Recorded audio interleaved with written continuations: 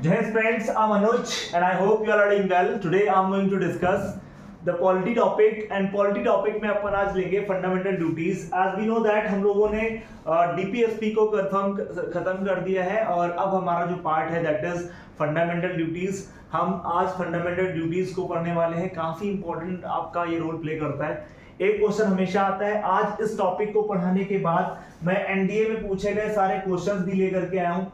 CDS में, RIMC में जितने भी क्वेश्चन पूछे गए उनको भी हमने यहाँ पे इंक्लूड कर दिया है. लाइक अगर हमने बात करें तो हमने एक विजुअलाइजेशन किया है कि भाई फंडामेंटल ड्यूटीज से कौन कौन से क्वेश्चन आए हैं, किस सन में कौन सा क्वेश्चन आया है, एनडीए में कब आया है, सीडीएस में कब आया है, कब सीएपीएफ में क्वेश्चन आया है या फिर आपके आरआईएमसी में क्वेश्चन आया. तो ये सारे आज क्वेश्चन भी हम साथ में सॉल्व करेंगे और साथ में आप देख पा रहे हैं इस तरीके से जो भी आपके यूपीएससी के भी क्वेश्चन हमने उठा लिए यहाँ पे, आईएएस पीसीएस के वो भी क्वेश्चन डाल दिए.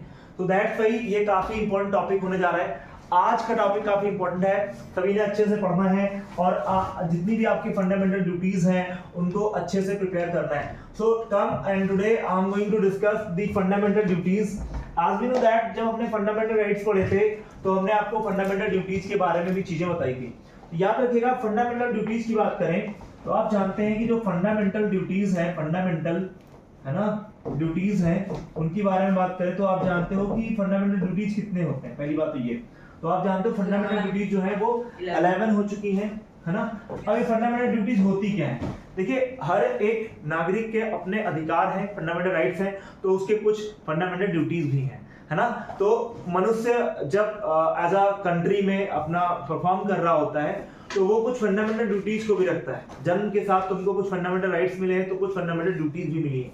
फंडामेंटल ड्यूटीज में क्या होते हैं, जैसे हमारे जो भी फ्रीडम फाइटर हैं उनकी रिस्पेक्ट करनी चाहिए हमको, है ना. हमारे राष्ट्रगान का रिस्पेक्ट करना चाहिए हमको और लॉट ऑफ थिंग्स हैं. और आप देखेंगे जितनी भी एनसीईआरटी होती हैं उन सब एनसीईआरटीज के पीछे 11 जो हमारी फंडामेंटल ड्यूटीज हैं वो आपके रिटन फॉर्म में लिखी रहती हैं. तो क्या ये संविधान का पार्ट पहले था? नहीं, इसको हमने एड ऑन किया है. और आप जानते हो आर्टिकल 36 से लेकर के 51 तक डीपीएसपी था और 51A हमने कॉन्स्टिट्यूशन में अमेंडमेंट किया और 51A हमने ऐड ऑन किया और वहां पर हमने फंडामेंटल ड्यूटीज को डाला. तो इसके पीछे क्या कॉजेस हैं उसको हम लोग देखेंगे, कहां से इंस्पायर्ड है ये देखेंगे. एक्चुअली ये USSR, United states of Soviet संघ, रूस से ये जो है आपके क्या लिए गए हैं. तो आप याद रखिएगा फंडामेंटल ड्यूटीज हमने किस कॉन्स्टिट्यूशन से जो है आप कह सकते हो मोटिवेट होकर के लिए हैं. तो हमारे कॉन्स्टिट्यूशन में आए हैं, रशिया यानी यूएसएसआर के कॉन्स्टिट्यूशन से हमने सीधे ले लिए हैं. तो अब आती है फंडामेंटल ड्यूटीज कितने हैं, क्या था, इसके पीछे कौन कौन सी कमिटीज फॉर्म की गई, ये सारे पॉइंट्स एंड फिगर्स हम लोग देखने वाले हैं. देखो यहाँ पे लिखा है वी द सिटीजन, हम सिटीजन हैं, respect our constitution, protect culture and preserve heritage, defend nation, promote harmony, safeguard the environment and serve with integrity. तो ये सारे हमारे क्या है, ड्यूटीज हैं ऐसे, लाइक, है ना. तो अपन लाइक अगर अपन बात करें यहाँ पे, rights gives us freedom, duties makes us responsible. तो राइट्स हमें सिटीजन होने की जो है फ्रीडम देते हैं और जो बेसिकली ड्यूटीज हैं वो हमको रिस्पांसिबल करती हैं, जिम्मेदार नागरिक बनाने का काम करती हैं. तो यहाँ तक सारे पॉइंट्स एंड फिगर्स एकदम क्लियर होंगे students. Now we are going to discuss the next point which is important. अब हम अगली स्लाइड में आते हैं और चीजों को यहाँ पर विजुअलाइज करते हैं. आते हैं फंडामेंटल ड्यूटीज में. तो आप देख पा रहे हैं फंडामेंटल ड्यूटीज जो थी वो कॉन्स्टिट्यूशन में मैंने बोला कि भाई नहीं थी, तो इनको बाद में इंट्रोड्यूस किया गया है मौलिक कर्तव्यों को. तो मौलिक कर्तव्य अगर हम देखें तो आप जानते हो कि इनमें जैसे कोई चीज बाद में जब हम एड ऑन करते हैं तो उसके लिए हमें संविधान में संशोधन करना पड़ता है. तो याद रखिएगा इसके लिए हमें कॉन्स्टिट्यूशन में अमेंडमेंट करना पड़ा. और कॉन्स्टिट्यूशन अमेंडमेंट कितने नंबर का होता है, क्या है, तो वो सारे कॉन्सेप्ट हम यहाँ पर समझने वाले हैं. तो यहाँ पर अगर हम बात करें फंडामेंटल ड्यूटीज की तो आप देख रहे हैं 42वां संविधान संशोधन 1976 हुआ है. यानी फंडामेंटल ड्यूटीज को जोड़ने के लिए हमने 51A आर्टिकल लिखा और इसमें हमने एड ऑन किए 42th कॉन्स्टिट्यूशन अमेंडमेंट 1976. तो पहली बात ये आती है कि जो हमारे फंडामेंटल ड्यूटीज हैं, देखो अब आपको बताता हूं, पॉइंट एंड फिगर ध्यान से समझ लीजिएगा. अगर हम फंडामेंटल ड्यूटीज की बात करें तो आपको मैंने बताया कि फंडामेंटल ड्यूटीज जो हैं ये बेसिकली क्या है, आपकी इंपॉर्टेंट ड्यूटीज हैं और ये एक सिटीजन को क्या करते हैं, सिटीजन को क्या करते हैं, बोलो बेटा, सिटीजन को क्या करते हैं, एक सिटीजन को ये लोग क्या कर देते हैं, बोलो सर, एक सिटीजन को रिस्पॉन्सिबल बनाते हैं, रिस्पॉन्सिबल क्या करते हैं, बनाते हैं, तो they make responsible to the citizens, that's the thing. अब अपन बात करें फंडामेंटल ड्यूटीज की, तो आप जानते हो फंडामेंटल ड्यूटीज पहले हमारे कॉन्स्टिट्यूशन में नहीं थी, और हमने यूएसएसआर, ये रसिया का ओल्ड नेम है जब रसिया डिवाइड नहीं हुआ था, आगे चल करके रशिया का डिवीजन होता है, कहते हैं 1991 का फेज है, रशिया 15 नए देशों में बढ़ गया, पहले जो यूएसएसआर था ये जब डिक्लाइन हुआ तो 15 न्यू स्टेट्स बन गए और न्यू कंट्री बन गए कह सकते हो आप, जैसे बुल्गारिया, ये सब आप देखते हो ना, रोमानिया, ये सब रशिया से निकले हैं, पहले रशिया के पार्ट थे। तो आप देख रहे हो कि जो यूएसएसआर है ना, तो यूएसएसआर के कॉन्स्टिट्यूशन से हमने क्या किए हैं, इसको फंडामेंटल ड्यूटीज को क्या किए है, गेन किया है। तो गेन कहां से किया है, या रिसोर्स क्या है ये आप बता सकते हो कि भाई रिसोर्स के रूप में सर हम कह सकते हैं the resource of the resource of the क्या फंडामेंटल ड्यूटीज टेकन फ्रॉम या गेन फ्रॉम, कहां से गेन किए गए, यूएसएसआर के कॉन्स्टिट्यूशन से हमने गेन किए हैं। और आपको पता है कि यूएसएसआर कब टूटा है, 1991 में, और इसका जब विघटन हुआ नए 15 देश बने थे। ये बात नोट करिए मैम, आप बैठिए मत यहाँ पे, श्रेयांशी जी आप नोट करिए इसके पॉइंट, और मिस्टर कालू तुम भी।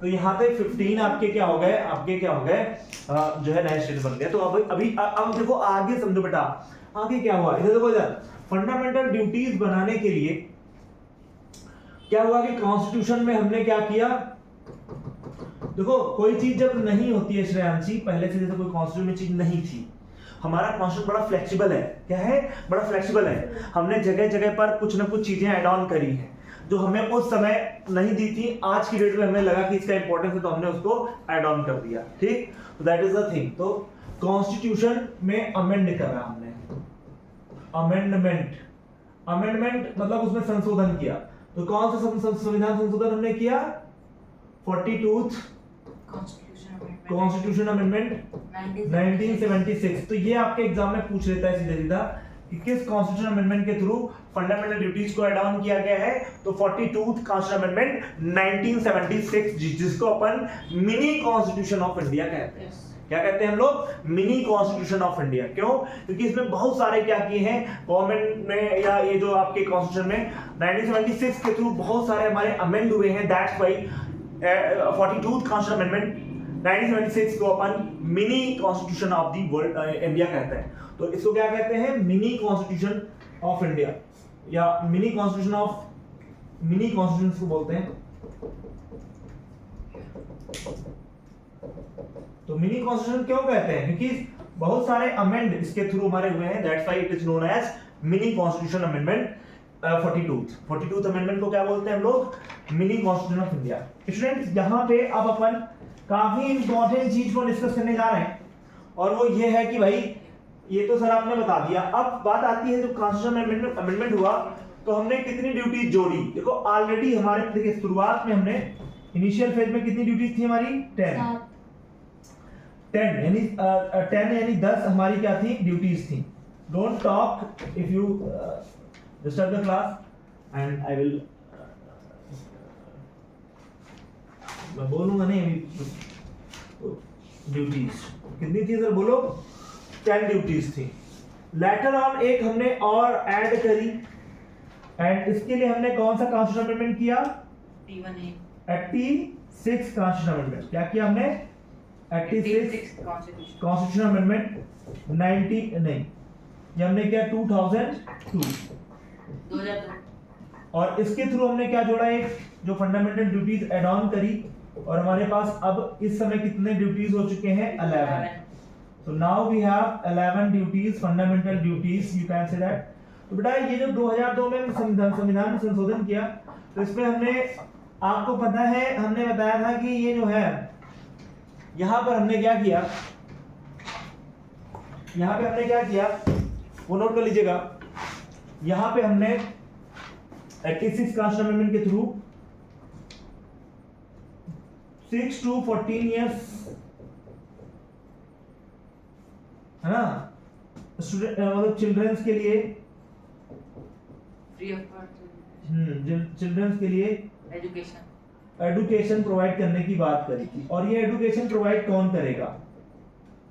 जितने भी स्टेट फादर है, स्टेट कुछ नहीं, पागलाए हुए हो, फादर है, मदर है, या जिसको अपन बोल देते हैं पेरेंट्स, जिन बच्चों के पेरेंट्स हैं वो, अगर नहीं है तो उनके जो गार्जियन हैं, मान लो माता पिता में से कोई नहीं है, कोरोना में सब चल बसे, तो ऐसे बच्चे के जो गार्जियन होंगे, जो संरक्षक होंगे, उनको क्या करना होगा?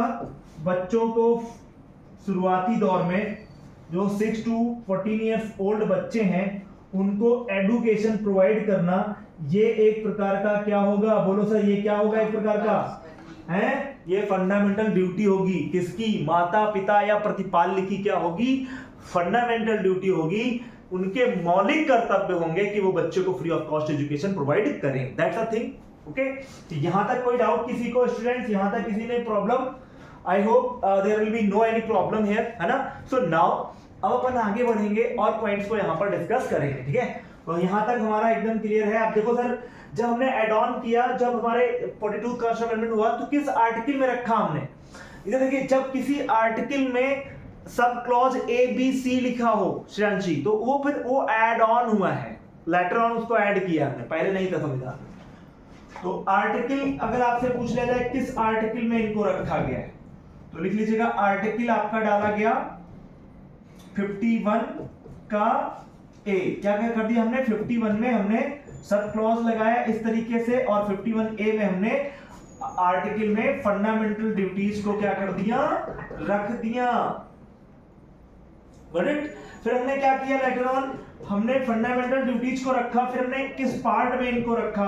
तो पार्ट की जब बात आई तो 4 में हमने क्या रखे थे? एफडी डीपीएसपी रखे थे। Directive principles of state policy किसमें रखे थे? 4 में। तो हमने 4A में क्या डाल दिए? 4A में हमने एफडी डाल दिए, फंडामेंटल ड्यूटी डाल दिए। तो संविधान का भाग 4A में फंडामेंटल ड्यूटीज हैं। एंड नाउ कितनी फंडामेंटल ड्यूटीज हैं? There are 11 fundamental duties. But when the implementation of the 42th Constitutional Amendment 1976, then there were only कितने? 10 fundamental duties. And later on we added one more that is important, that is the fundamental duty of the parents or considered the guardian to provide free and compulsory education to 6 to 14 years old children. Okay, so that's the point. Okay, that's the point. बहुत important notes है sir, इसको अच्छे से बनाना, maintain करो। इसे क्या कर रहा हो? लिख नहीं रहे हो तुम? इसे लिखो। अब देखो सर, यहाँ तक कोई दिक्कत किसी को फंडामेंटल ड्यूटी में? यहाँ तक कोई problem? I hope any problem? No problem. चलो अब देखो यहाँ पे क्या हुआ सर, फंडामेंटल ड्यूटी जब आपने ऐड करने की बात करी, ठीक है, इतना पॉइंट तो समझ में आ गया। अब सबसे बड़ी बात क्या आती है? सबसे बड़ी बात क्या आती है वो देख लो।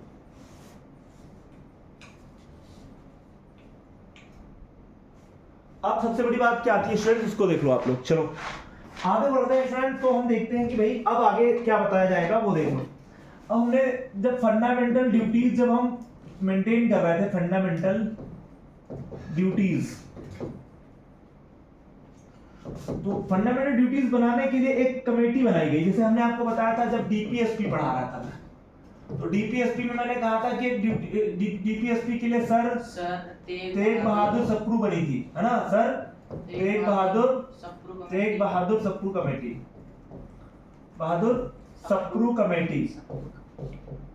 सप्रू कमेटी। तो ये कमेटी बनी थी किसके लिए? बोलो सर, फंडामेंटल डीपीएसपी के लिए, directive principles of state policy को बनाने के लिए एक कमेटी बिठाई गई थी, sir Tegh Bahadur Sapru committee. Fundamental duties को बनाने के लिए हमें कौन सी जो है हमने जो है क्या बिठाई? बोलो, हमने कमेटी बनाई। वो कमेटी पूछ ले तो आप लिखिएगा सरदार स्वर्ण सिंह कमेटी। सरदार स्वर्ण सिंह कमेटी, नोट कर लो, Sardar Swaran Singh committee. That is the committee which is related to fundamental duties. तो सरदार स्वर्ण सिंह कमेटी की रिकमेंडेशन से, किसकी रिकमेंडेशन से? बोलो सर, सरदार स्वर्ण सिंह कमेटी के रिकमेंडेशन से क्या हुआ था? आपके फंडामेंटल ड्यूटीज को क्या किया गया था? ऐड ऑन किया गया था।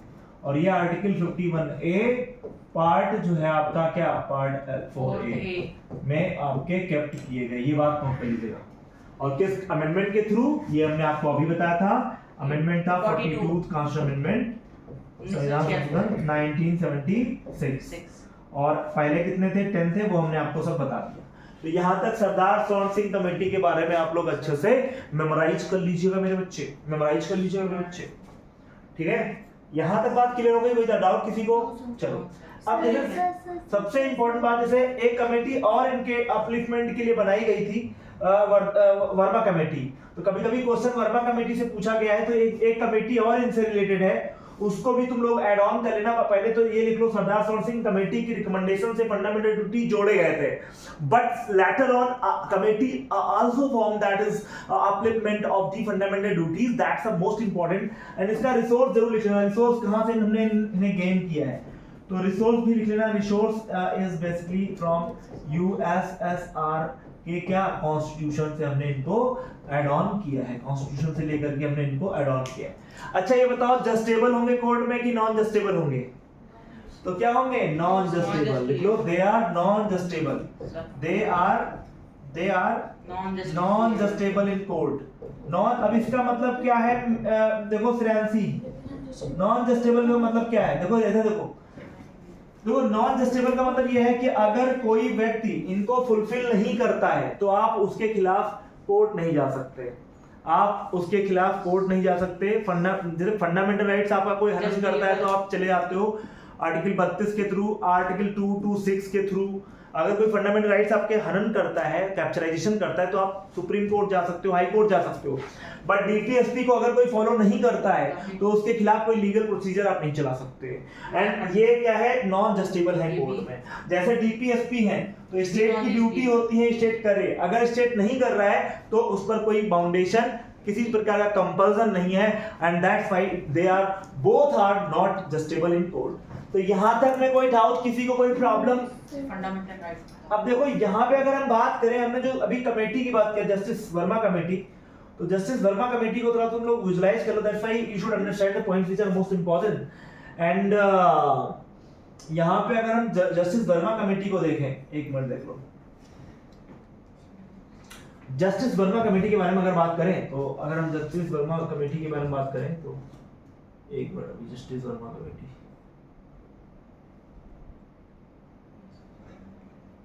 ठीक है।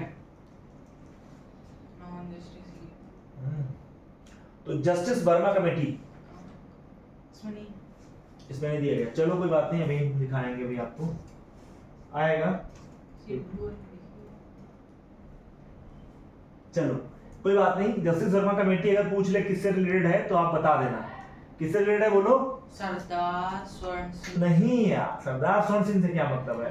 सरदार सिंह स्वर्ण सिंह ने तो अपना रिकमेंडेशन दिया तो आपके ड्यूटी आ गए कॉन्स्टिट्यूशन में।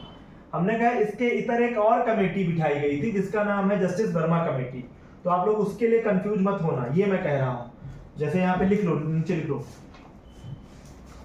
अ committee is also form other, ऐसे लिख लो, अनदर कमेटी, लिख लो अनदर कमेटी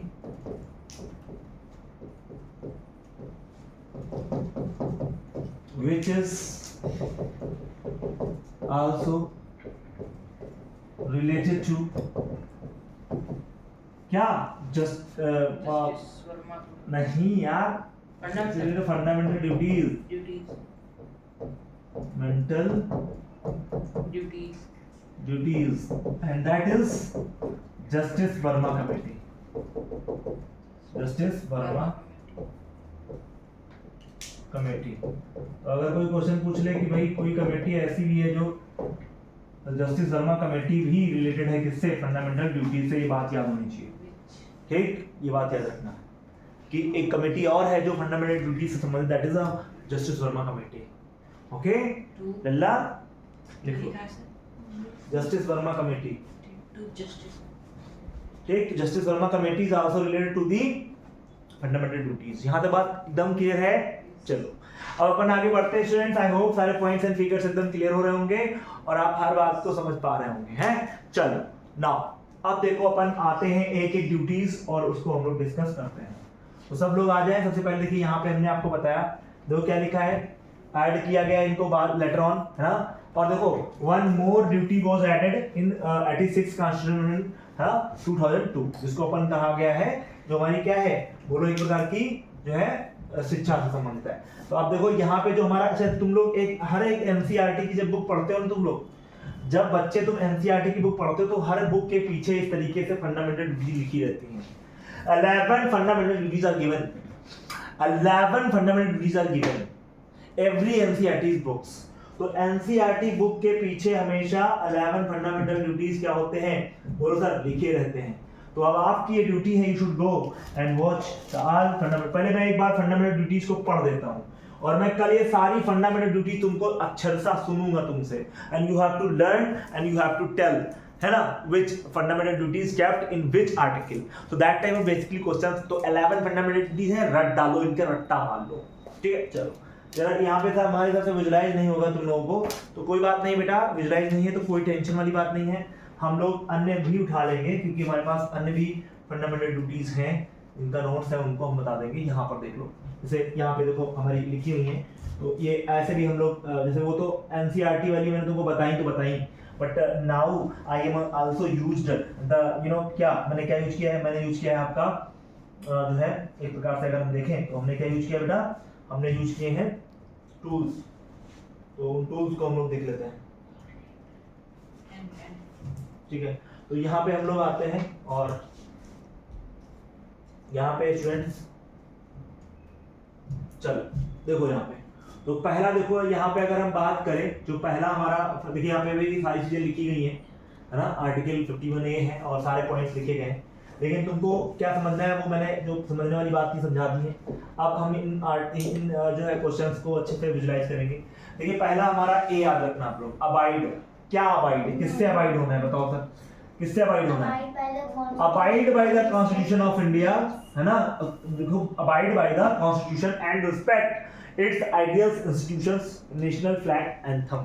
ये बात याद रखिएगा बेटा, पहला जो हमारा फंडामेंटल ड्यूटी है जो 51A में है और जो कि बेसिकली हमारा आर्टिकल 51A में रखा गया है, वो ए क्या कहता है, अबाइड, किससे हमें बंधे रहना है, किसकी रिस्पेक्ट करनी है, किसके साथ टुवर्ड्स। तो ये कह रहा है कि देखो यहाँ पे कह रहा है abide by the constitution and respect. तो पहली बात तो जो कॉन्स्टिट्यूशन है उसकी क्या करनी है, तुमको रिस्पेक्ट करनी है।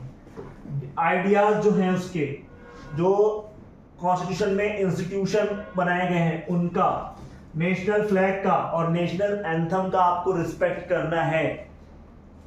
जो जहां पे भी जनगण मन अधिनायक जैसे चलेगा तुरंत आप खड़े होकर के विश्राम से सावधान में खड़े होकर के आप उधर उसकी रिस्पेक्ट करना चालू कर दोगे, ठीक।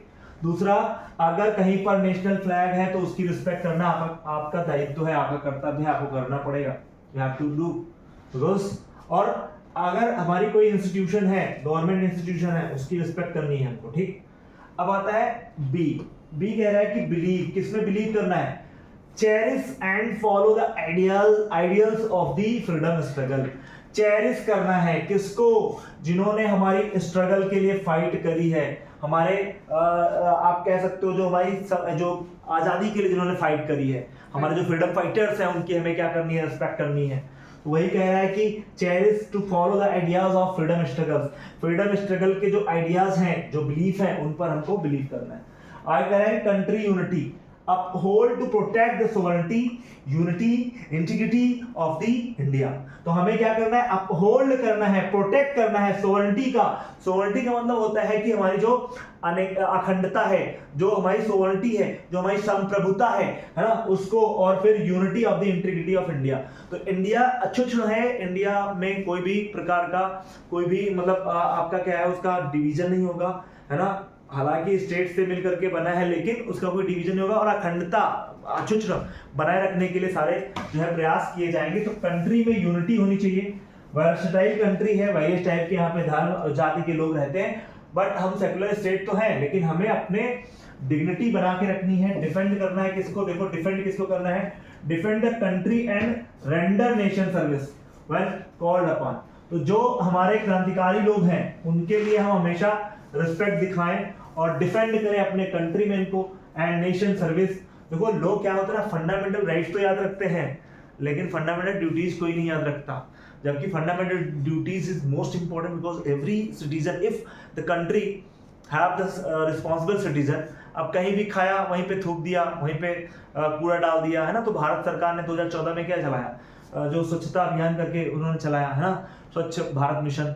तो आप देख रहे हैं कि मतलब आप एक अच्छे सिटीजन हैं तो आप फंडामेंटल ड्यूटीज को भी याद रखिए। जो हमारी 10 या 11 जो अभी फंडामेंटल ड्यूटी हो चुकी है उनको हमें फुलफिल करना पड़ेगा। You have to fulfil because you are a responsible citizen. अगर आप नहीं कर रहे हैं तो you are not responsible citizen of India, and अगर आप रिस्पॉन्सिबल नहीं है तो फिर कोई मतलब है नहीं। ये बात याद रखिएगा। हम हर चीज गवर्नमेंट से कहेंगे गवर्नमेंट ये नहीं कर रही, वो नहीं कर रही, लेकिन हम अपने फंडामेंटल ड्यूटीज को क्या फॉलो करते हैं, है ना। हम रोड पे चलते हैं तो क्या सारे रूल्स एंड रेगुलेशंस को फॉलो करते हैं? नहीं कर रहे हैं तो वी आर द इररिलेवेंट, हाँ irresponsible people, you know, careless people. तो यहाँ पे आप देख रहे हो ये लिख रहा है इक्वालिटी, क्या इक्वालिटी, हार्मनी। हमें इक्वालिटी बनानी है, प्रमोट करना है हार्मनी को, कि जिससे ब्रदरहुड बढ़े, भाईचारा बढ़े अमंग ऑल, सभी के बीच में। ये नहीं कि आपस में झगड़ रहे हैं, फाइट कर रहे हैं, नहीं, हमें आपस में मिलकर रहना है। Indians respect the dignity of women, और ये सबसे बड़ा देखिए कॉन्स्टिट्यूशन जो आपको राइट दे रहा है, कॉन्स्टिट्यूशन में फंडामेंटल ड्यूटीज में लिखा हुआ है कि हमें अपने वुमेन्स की क्या करनी है, डिग्निटी को मेंटेन करना है, उनकी रिस्पेक्ट करनी है, उनकी डिग्निटी को रिस्पेक्ट करना है। दैट्स वाई देखो, अगर कहते हैं कि बहुत सारे तो इंडियंस हैं, जैसे भीमराव अम्बेडकर सर कहते थे कि हम किसी सोसाइटी की अपलिफ्टमेंट उस बात से मापते हैं कि वहां की वुमेन्स का कितना अपलिफ्टमेंट हुआ है, वुमेन्स ने कितना अपलिफ्ट किया है, तो वहां की सोसाइटी डेवलप करती है। तो वुमेन्स की रिस्पेक्ट करना हमारा कर्तव्य होना चाहिए। तो देखिए इक्वालिटी तो बनानी है, ब्रदरहुड बनाना, ये नहीं कि हिंदू मुस्लिम करना है, आपस में फाइट करा देना है, कहीं भी दंगे करवा देना है, फिर उसे स्टेट में रेस्क्यू लगवा देना है, मतलब इस तरीके के काम नहीं करना है। गवर्नमेंट इस तरीके से ना करे तो ज्यादा बेहतर है। कल्चर को प्रमोट करें, कल्चर को प्रमोट करने के लिए the value of preserve the rich culture, है ना, हेरिटेज ऑफ द कंट्री। तो हमें अपने जो कल्चर है उसको बचा कर रखना, जैसे हमारे जो क्लासिकल डांस है, जो हमारी वीणा है, ये सब जो बजाते हैं, इन लोगों का मतलब एक प्रकार का जितना भी हमारा कल्चर है ना, उसको हमें प्रोटेक्ट करना है, कल्चर को हमें प्रिजर्व करना है, प्रोटेक्ट करना है, उसको बचा के रखना है, ताकि हमारे आने वाली जो अपकमिंग जनरेशन है वो भी जान सके कि भाई वीणा इंडिया में ही डेवलप हुआ, और वीणा सबसे ओल्डेस्ट जो आपका इंस्ट्रूमेंट है, एंड भरतनाट्यम क्या है, कथकली क्या है, कथक क्या है, ये सारी चीजें लोगों को